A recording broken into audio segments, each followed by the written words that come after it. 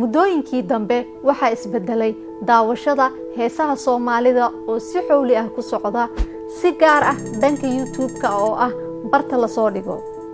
taas oo keentay in ay daawadaan malaayiin ruux waxaan qiimeyn doonaa tirada iyo kaalmaha qaar ka mid ah heesaha ugu daawashada badan YouTube-ka inagoo ka soo bilaabeena halka ugu hooseysa ilaa aan ka gaarno kaalinta koowaad haddaba waa kuwee shanta hees ee Soomaalida ugu daawashada badan barta YouTube-ka heesta Mardhibsaday Fogaantaada ayaa kaalinta shanaad soo gashay heestan ayaa ah qiso dhab ah waxa ayna ka hadlaysaa lamaane kala fog oo kala jooga laba dal ama laba qaaradood waxa heestan aliftay abwaanad Kaawe Axmed Caydiid laxankii codkana waxa saaray Xariir Axmed 26 Oktoobar sanadkii 2019 ayaa barta YouTube-ka la soo dhigay waxaana la daawaday in ka badan 18 milyan oo jeer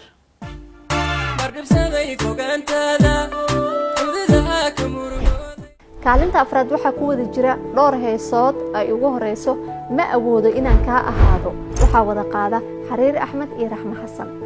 heestani waxaa la soo saaray 12 Agoosto 2022 waxaa kaloo kaalintan ku jira heesta Xilajano ay wada qaadaan Maxamed BK iyo Ubaad Aragsan oo 2020 soo baxday laxanka waxaa lahaa Maxamed BK sidoo kale kaalintan waxaa ku jira heesta Ku Rabaa oo ay wada qaadaan Xamdi Qaali iyo Maslax Mideeye dhammaantood saddexdan heesood waxaa la daawaday in ka badan 19 milyan oo jeer xishadiyo midii xadas lubta wacan ku xandaabane waxa kaalintan saddexaad soo wada galay dhowr heesood oo kale waxa ugu horeeya heesta Tamashleen oo soo baxday 2015 waxaana iskale Cawaale Aadan tan Sakiyare ee lagu magacaabo Alla Quruxsana oo qaabsama ayaa kaalintan qayb ka ah iyadana waxay soo ifbaxday 2018 waxa kaloo iyadana ku jirta kaalintan ii gaar ahaaw ay wada qaadaan Safwaan Halac iyo Ayaana dhammaantood waxa la daawaday in ka badan 20 milyan oo jeer Alla Quruxsana oo qaabsama inta qalanjadiyo qiimaysana kaalinta labaad waxaa soo gashay Mar la Arag waxa ku luqeeyay fanaanka Guuleed Simba 2020 ayaa la soo saaray waxa si fudud u dhigi karnaa heesta Mar la Arag waa heesta labaad ee ugu daawashada badan heesaha Soomaalida ee barta YouTube-ka waxaana la daawaday in ka badan 20 milyan oo jeer kaalinta koowaad waxaa ku wada jira laba heesood tan koowaad waa heesta ka raystay bukaanadii baraarugay oo ilaahay waxa iska leh fanaanka Nimca Hilaac 1 Juun 2020 ayay soo baxday sida miraha heesta laga garan karo waxay ka hadlaysaa qof caqabad la kulmay oo ka baxay oo dabaaldegaya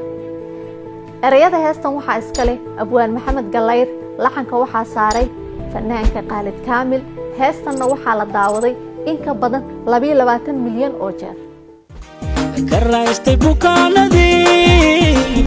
kaalinta labaad waxaa ku jirta heesta Murmurcoodkiyo sida mirihii diin macaanka ku miiran lahaa uu qaado fanaanka Xariir Axmed 22 February 2022 ayay soo baxday heestani ayaa challenge waxa ay ka dhex noqotay aaladda TikTok taas oo ay ka sameeyeen muuqaalo badan Soomaali iyo ajaanib taasina waxa ay dhalisay in la daawado in ka badan 22 milyan oo jeer sida mirihii diin macaanka